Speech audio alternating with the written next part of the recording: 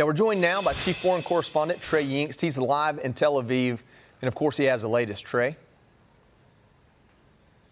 Yeah, hey guys, good afternoon. It was a joyous celebration here in Hostages Square overnight as hundreds of thousands of Israelis were in this center part of Tel Aviv. They were cheering and celebrating, hoping it will be their final hostage rally.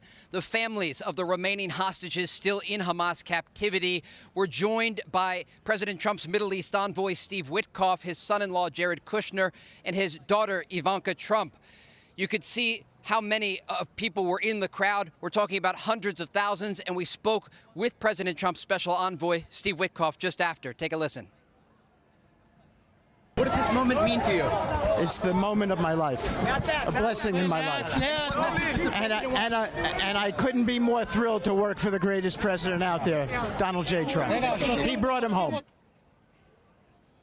Anticipation is high in these final hours. The hostages are expected to be picked up by the Red Cross inside Gaza and then transferred to Israeli forces. Then they'll be reunited with family members and flown by helicopter to local hospitals for medical treatment. The brother-in-law of one hostage, Omri Miran, is anxiously awaiting his return.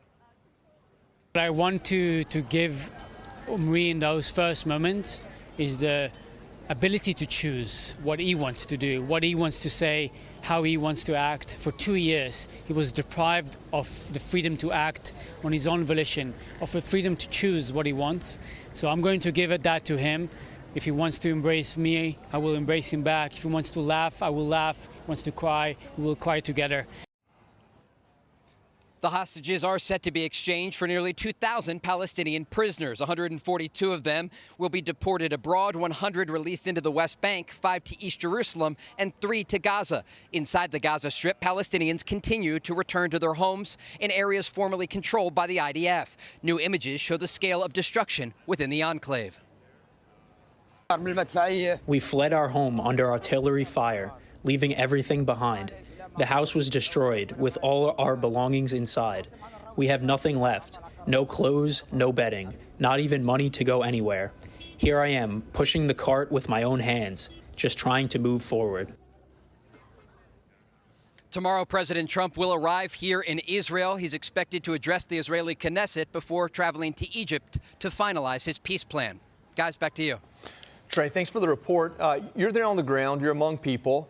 What is the sentiment there among everyone? I know they're incredibly excited to get the hostages back. Is anyone taking objection to some of the prisoners that Israel's having to release? Is there any sentiment, positive or negative, right there on the ground? Look, President Trump has made history with this deal. It's very rare in the Middle East that you have both Israelis and Palestinians celebrating the same thing. But we have talked with Israeli civilians and Palestinian civilians, and they are thrilled that President Trump has been able to get this deal across the line. He had his special envoy, Steve Witkoff, and his son-in-law, Jared Kushner, fly to Egypt last Wednesday, and we're told that the president was on the phone with interlocutors making sure that this agreement got done. Now, there are some challenging parts. The Israelis will have to release thousands, around 2,000 Palestinian prisoners, but they are getting the hostages back. And that has been the primary goal for the Israeli military since the beginning of this conflict. Trey, you partially addressed this, but I want to dig a little deeper in terms of the Palestinian sentiment here. You said that they were also hailing this as a great victory and giving some credit to President Trump. But what's your sense of the buy-in of the Palestinian people in terms of what's next for them? Who's going to be in charge? Who's going to lead those people? Have you heard anything from your sources on what the Palestinian people would like to see for the region? It's a great question, and they are uniquely tuned into American politics. Bill Hemmer and I, a few months ago, went into Gaza to see the Gaza Humanitarian Foundation sites where they were providing aid to Palestinian civilians. And some of the kids there were chanting, "Trump, Trump, America." And it gives you a sense that they realize what's happening abroad. They understand that these decisions directly impact their lives. And I've talked with some civilians in the aftermath of this deal going forward, and they're open to any sort of idea that's going to bring them some level of peace and stability. They've lived through 2 years of war, and they're looking for some sort of bright future. The deal that President Trump is offering here that's currently on the table, as it continues to progress, will ultimately usher in a technocratic government for the Gaza Strip. And we're talking about more than 2 million Palestinian civilians. This is going to give the Americans and the Israelis the ability to figure out who could be a moderate leader for Gaza, ultimately rebuild the Gaza Strip, and then give the Palestinian civilians who are living there an opportunity at a different path. And so there is a lot of hope in the aftermath of this plan moving forward. And there are questions about what comes next in the region. But in the immediate future, we are looking at the release of these hostages in the next few hours. And already you are seeing Palestinians, as you saw in those images, return to their homes because the bombing has stopped. The war is now over. Trey, you stand in a class of your own, matched by none other in reporting this story. You have been there since day one with exceptional coverage on October 7th and every single day for the last 2 years plus. And as you mentioned earlier, we're about to witness this historical moment. Put it in context for us. And if you have any more details about the role that President Trump actually did play in all of this, throughout all of it. Yeah, absolutely. My team and I were here on the morning of October 7th along the Gaza border. People were killed just in front of us. They died before our eyes. And we've been covering this story ever since, going into Gaza with the Israeli military to see some of the fighting with Hamas firsthand. We've covered the humanitarian angle. We've talked with leadership all around, across the board, to get an understanding of what was happening during this 2-year war. And I think President Trump did something very important when he spoke alongside Israeli Prime Minister Benjamin Netanyahu when he came out with this 20-point peace plan. He humanized Israelis and Palestinians. And that's the biggest takeaway that I have in all of this.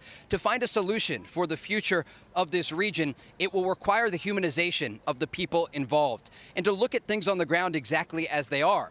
And like we talked about, the president sent his Middle East envoy, Steve Witkoff, and his son-in-law, Jared Kushner, here and kept them here to make sure this agreement went into effect. Because for the Israeli people, the people behind me that are here in Hostages Square, they've been waiting for 2 years for their loved ones to come home. And when they're ultimately released from Gaza, and now that the war has stopped within the enclave, the ceasefire that the president put together is holding, it creates a new chapter for the region and a fresh start, a restart button, if you will, for the Middle East. And that's exactly what the president is looking to do here. When you talk with world leaders all around the world, but specifically in this region, a region that I've covered for more than 7 years, people respect the president. And they know that he's going to do what he says he is going to do. And that is something that U.S. officials have stressed to Fox. When we've talked to them about this very deal, they said that the president himself, President Trump, was able to build trust with two sides that had no trust. And that's the reason they were able to get this agreement together and across the finish line. Trey, Molly here. I think Griff alluded to what I had planned to ask you, which was because you were there on October 7th, and now we're going to see the hostages released here in these coming hours. What a remarkable day of history ahead. Part of it is, as you talked about, President Trump bringing these world leaders together. He'll also be heading to Egypt. A great number of leaders from the Middle East, from Europe, all gathering there to look forward. Your thoughts on what that potential meeting or summit could lend towards in the coming days, weeks, and really years ahead? It's an important move in all of this to bring these world leaders together so that they can see the outcome of negotiations that are successful. And that's exactly what the president has done here. It's important for many reasons, but I want to give you just a few. One has to do with the rebuilding of Gaza. That's one of the outlines in this plan, and it's going to require a lot of money. And the Americans aren't going to be the main people paying for that, according to the sources that we've talked to. But there are regional partners in this part of the world who are going to put up money and support to get security forces in place to ensure that aid is flowing to civilians. And that's part of what they're going to discuss there when they're in Egypt. But also looking forward, again, the president wanted to make very clear that this is not just a ceasefire for Gaza. This is a peace plan. This is the 8th war that the president has ended since he took office, but it's also something much larger. It's an opportunity to stabilize a region that historically has had peace deal after peace deal collapse. The president doesn't want to see that, according to his public statements and the reporting that we've done. And so what he wants to do here is lay the foundation for the future of not just this agreement, but how it's going to expand. Remember the president during his first term, the Abraham Accords. He was able to normalize ties with countries like the United Arab Emirates and with Bahrain and with Morocco. And then you started to see direct flights between Tel Aviv and Abu Dhabi. And it created a scenario in the Middle East where countries realized that there was real a possibility for the future if you opened up tourism, you opened up trade, and you opened up the ability to normalize ties. And so there are regional countries like Syria, where the president has been able to send his envoy Tom Barak to go and speak with the new leadership of Ahmed al-Shara and say, look, we're not going to have endless wars in the Middle East anymore. We want deals that we can stabilize the region. That's what he's doing with the deal now in Gaza that has ended this 2-year conflict between Israel and Hamas in a matter of hours. The hostages are going to come home. The president's going to deliver remarks before the Israeli Knesset, and then immediately he's going to fly to Egypt and meet with world leaders to finalize this deal and send a message that this is not just a ceasefire in Gaza. This is a peace plan for the Middle East. Trey, it's great to see you reporting not having to wear a helmet and a flak jacket. I hope it stays that way for a while. Thank you so much for bringing us the latest information, and we'll see you soon, I'm sure. Hey, Sean Hannity here. Hey, click here to subscribe to Fox News YouTube page and catch our hottest interviews and most compelling analysis. You will not get it anywhere else.